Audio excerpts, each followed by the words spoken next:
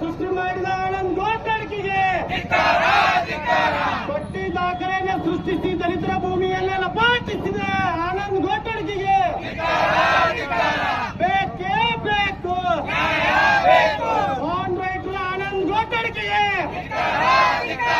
Own writer Anand ಗೋಟಡ್ಕಿಗೆ arrest ಮಾಡಿದರೆ ಶಾಂತಿ ಬೇಕೇ ಬೇಕು. ಪಟ್ಟಿ ದಾಖಲೆ ಸೃಷ್ಟಿಸಿದ 387 ಈ ಭೂಮಿ ನಮ್ಮದ. ಈ ಭೂಮಿ ನಮ್ಮದ ಅಂದ್ರೆ ಹೆಂಗಂದ್ರೆ ಸರ್ಕಾರ ಇಂದಿರಾ ಗಾಂಧಿ ಇದ್ದಾಗ ನಮಗೆ ಭೂಮಿ ಕೊಟ್ಟಿರೋದು. ಪುನಃ ಸರ್ಕಾರ ಇದ್ದಾಗ 4 ಎಕರೆ ಭೂಮಿ ಕೊಟ್ಟಿದ್ರು. ಆ ಭೂಮಿ ನಾವು ಹಂಗೆ ಮಾಡ್ಕೋತ ಹಂಗೆ ನಮ್ಮ ಅಜ್ಜಾರು PSI ಇದ್ರು. ಅವ್ರು ಯಾವಾಗ ರಿಟೈರ್ಮೆಂಟ್ ಆಗ್ತಾರಲ್ಲ ನಾವೆಲ್ಲರೂ ಕೂಡಿ ಅದನ್ನು ಏನೋ ಒಂದು ಬೇರೆ ಉದ್ಯೋಗ ಮಾಡಬೇಕು ಅದ್ರೊಳಗೆ ನಾವು ದುಡ್ಡು ತಿನ್ನಬೇಕು ಅನ್ನೋದು ನಾವು ಇತ್ತು.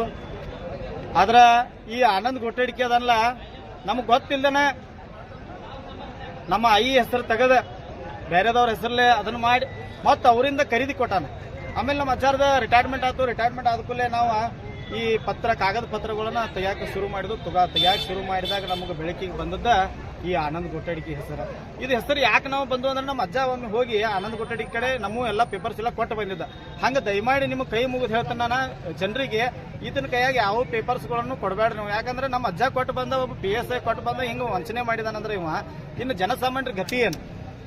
ಮತ್ತು ನಮ್ಮ ಕೊಣ್ಣೂರು ಗ್ರಾಮದಾಗ ಆಕಾರ ಅಂತೇಳಿ ಭೂಮಿಗಳು ಏನು ಮಾಡಿದಾರಲ್ಲ ಅದು ರದ್ದುಪಡಿಸ್ಬೇಕು. ಯಾಕಂದ್ರೆ ನಮ್ಮ ಸಮುದಾಯಕ್ಕೆ ಸೇರಿದಂಥ 387 ಏದಂದ್ರೆ ಜಡ್ವರೆಗೂ ಇದೇಗ ಒಬ್ಬ ಬಂದಿದ್ದ ಪ್ರತಿಭಟನೆಗೆ ನಾವು ಪ್ರತಿಭಟನೆ ಕರೆ ಕೊಟ್ಟಾಗ ಒಬ್ಬ ಬಂದಿದ್ದ ಆ ವ್ಯಕ್ತಿ ಏನು ಹೇಳಿದಂದ್ರೆ ಅಣ್ಣ ನಮ್ಮದು ಹಿಂಗಾಗೈತೆ ಅಂದ್ರೆ ಈ ವ್ಯಕ್ತಿ ಎಷ್ಟು ಮಾಡಿರ್ಬೇಕಪ್ಪ. ಅದಕ್ಕಾಗಿ ನಾವು ಕೂಡಲೇ ನಾವು ತಹಸೀಲ್ದಾರ್ ಅವ್ರಿಗೆ ವಿನಂತಿ ಮಾಡ್ಕೋತು. ಮತ್ತು PTCL ಕಾಯ್ದೆಯನ್ನು ಉಲ್ಲಂಘನೆ ಮಾಡಿದಾನು. SC ST ಸಮುದಾಯಕ್ಕೆ ಬಹಳ ಅನ್ಯಾಯ ಆಗೈತಿ. ಈ ಆನಂದ್ ಗೋಟಡ್ಕಿನ ಮತ್ತು ಆತನ ಸಹಚರನ ತಕ್ಷಣ ಅರೆಸ್ಟ್ ಮಾಡುವಂಥ ಕೆಲಸ ಆಗಬೇಕು. ಇಂಥ ಪ್ರಕರಣಗಳ ಮರು ಆಗಬಾರದಂತೇಳಿ ನಾವು ವಿನಂತಿ ಮಾಡ್ಕೋತೀವಿ. ಈಶ್ವರ್ ಮಾರುತಿ ಗುಡೇದರು. ಪಟ್ಟಿ ದಾಖಲೆಗಳನ್ನು ಸೃಷ್ಟಿಸಿ ದಲಿತರ ಜಮೀನುಗಳನ್ನು ಕವಿಸಿದಂಥ ನೀಚ, ದುರಾಳ, ದುರಹಂಕಾರಿ ಆನಂದ್ ಗೋಟಡ್ಕಿ ಇವರ ವಿರುದ್ಧ ಒಂದು ಪ್ರತಿಭಟನಾ ಕಾರ್ಯಕ್ರಮವನ್ನು ಹಮ್ಮಿಕೊಂಡಿದ್ದೀವಿ.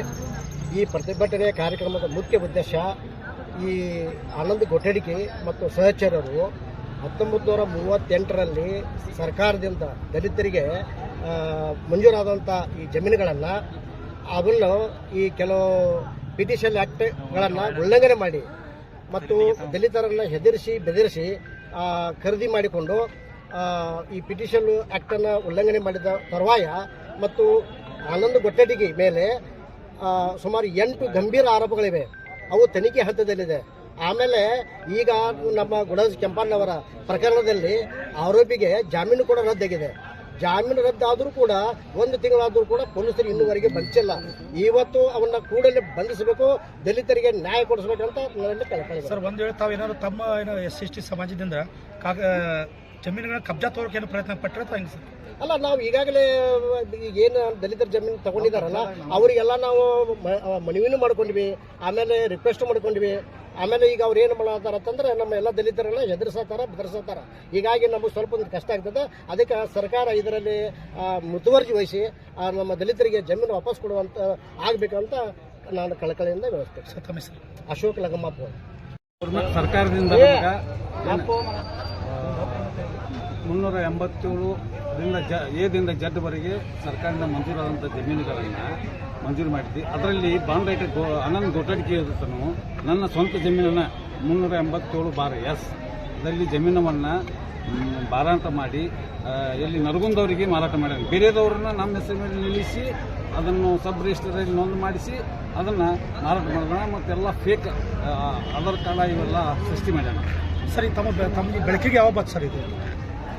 ನನಗೆ ನಾನು PSI ಅಂತ ನೌಕರಿ ಮಾಡಿ ರಿಟೈರ್ಡ್ ಆದ ನಂತರ ನನಗೆ ಡಿಸೆಂಬರ್ 2024ರಲ್ಲಿ ನನಗೆ ಬೆಳಕಿಗೆ ಬಂತು. ಆದರೆ ಇದನ್ನು ಎಲ್ಲ ಕಾಗದ ಪತ್ರವನ್ನು ತೆಗಿಸಿ ನಂತರ ಅವನು ನಮ್ಮ ಹೆಸರಿನಲ್ಲಿ ನಿಂತವ ಯಾರು, ಎಲ್ಲವ ಹೆಬ್ಸೂರವ, ಅವನು ಯಾರು, ಅವನ ಹೆಸರು ನಿಜವಾದ ಹೆಸರೆಲ್ಲ ತಿಳ್ಕೊಂಡು ನಾನು ಕಂಪ್ಲೇಂಟ್ ಮಾಡೀನಿ. ಸರ್, ಜಾರಿ ನಿರ್ದೇಶನ ಅಧಿಕಾರಿಗಳು ತಾವೇನೋ ಏನೋ ಕಂಪ್ಲೇಂಟ್ ಕೊಟ್ಟಿದ್ರಂತ ಹಿಂಗೆ ಸರ್? ಅಲ್ಲ, ಗೋಕಾಕ್ ಶಹರ್ ಪೊಲೀಸ್ ಠಾಣೆಗೆ ಹೋದ್ನಿ. ಅವರು ವರ್ಗಾವಣೆ ಮಾಡಿ DCR ಬೆಳಗಾವಿ ಕಳಿಸ್ಯಾರ.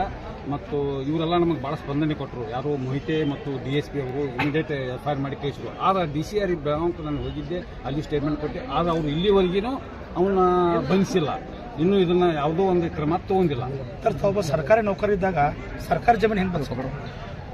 ಅಲ್ಲ, ನಮ್ಮ 1938ರಲ್ಲಿ ನಮ್ಮ ಅಜ್ಜಿ ಹೆಸರಿನಿಂದ ಮಂಜೂರಾಗೈತೆ ಆ ಜಮೀನು.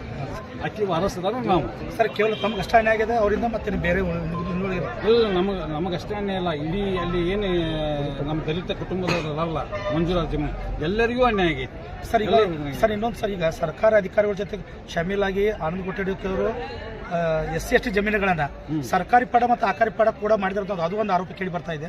ಅದ್ರ ಬಗ್ಗೆ ತಾವು ಏನು ಧ್ವನಿ ಎತ್ತಲಿಲ್ಲ? ಅಲ್ಲ, ಆಕಾರ ಪಡ ಮತ್ತು ಏನು ಇದು ಮಾಡ್ಯಾರಲ್ಲ, ಕೂಡಲೇ ಸರ್ಕಾರ ಕ್ರಮ ಕೈಗೊಂಡು ಅವನ್ನೆಲ್ಲ ನಮ್ಮ ದಲಿತರಿಗೆ ಇದನ್ನು ಮಾಡಿಕೊಡ್ಬೇಕು, ಮಗಳು ಕೊಡಬೇಕು, ಪುನಃ ಮಳೆ ಕಳಿಸ್ಬೇಕು, ಕೊಡಬೇಕು. ಸರ್, ತಮ್ಮ ಹೆಸರು ಸರ್? ನನ್ನ ಹೆಸರು ಕೆಂಪಣ್ಣ ರಾಮಪ್ಪ ಕೂಡ PSI ನಿವೃತ್ತಿ.